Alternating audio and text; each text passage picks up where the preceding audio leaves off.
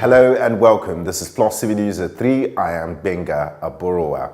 And the top stories are: the Nigerian Center for Disease and Control has confirmed that the current cholera epidemic, which was first detected in Adamawa State, has now spread to 8 other states, namely Bauchi, Borno, Kano, Plateau, Yobe, Nasarawa, Anambra and Zamfara states. The NCDC says the rise in infections, with over 434 cases and about 13 deaths recorded in Adamawa alone, can be attributed to the rainy season and the fact that excreta from infected people was polluting drinking water supplies.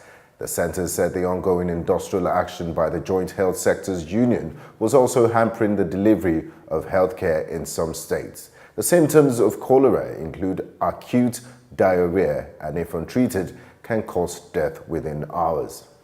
Leah Sharibu turned 15 on May 14th while in Boko Haram captivity, roughly 15 days to Children's Day, when the Boko Haram militants freed the Dapchi girls they had abducted.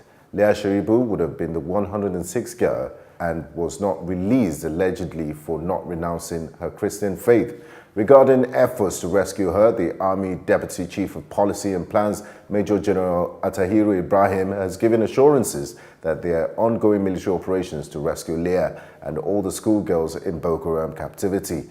Major General Ibrahim said that Leah and the Chibok girls would soon be back with their family members. Leah's father, Nathan Sharibu, a day before her 15th birthday, pleaded again with the government to ensure that his daughter returns safely. Chairman of Punch newspaper, Mr. Wale Aboderin, is dead. Aboderin, who was 60, died yesterday morning after a heart surgery. He attended the Government College Ibadan and trained as a pilot in the United States.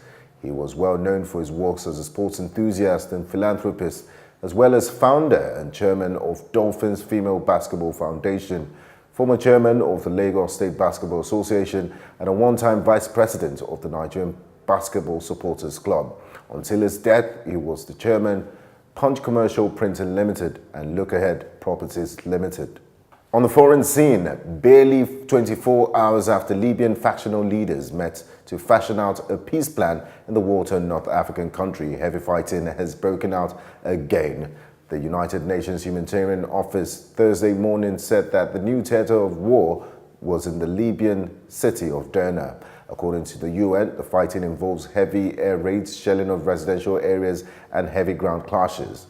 Derna has been encircled by Libyan National Army since July 2017, and as a result, the area has been marked with severe shortages of food, water, medicines, and electricity for an approximated 125,000 residents. And as members of its staff continue their industrial action, food retail company ShopRite is alleged to have used unfair tactics in its handling of the striking workers at its Centurion warehouse. Ephraim Mfalele, a member of the National Transport Movement Union, said about 2,000 workers were protesting for better wages and working conditions. Mfalele, who was also the workers' representative in wage negotiations with the retailer, said that the private security being used as shot at employees, leaving some wounded. He also alleged that ShopRite was anti-labor and does not hide it. ShopRite, in its response, said the employees had been on strike on the distribution center in Centurion since May 23, 2018, adding that the police was there because a court order was being disregarded. And finally, in sports, ex-Chelsea and England midfielder Frank Lampard has beaten 20 other applicants to replace Gary Rowett as manager of Championship club Derby County after signing a 3-year deal this morning. The job is Lampard's first managerial role, and it makes him the 7th Derby County coach in about 3 years. He had revealed interest in the job as he met club officials over the weekend. Following Gary Rowett's move to revive relegated Stoke City, as a player, Lampard made 106 appearances for England and 649 for Chelsea, also becoming the club's record goal scorer. According to him, his priority is building on the club's top 6-place championship finish last season, as well as leverage on the youth academy and talent at Pride Park. And that brings us to the end of this bulletin. I'm Benga Aborowa. Stay tuned for more updates.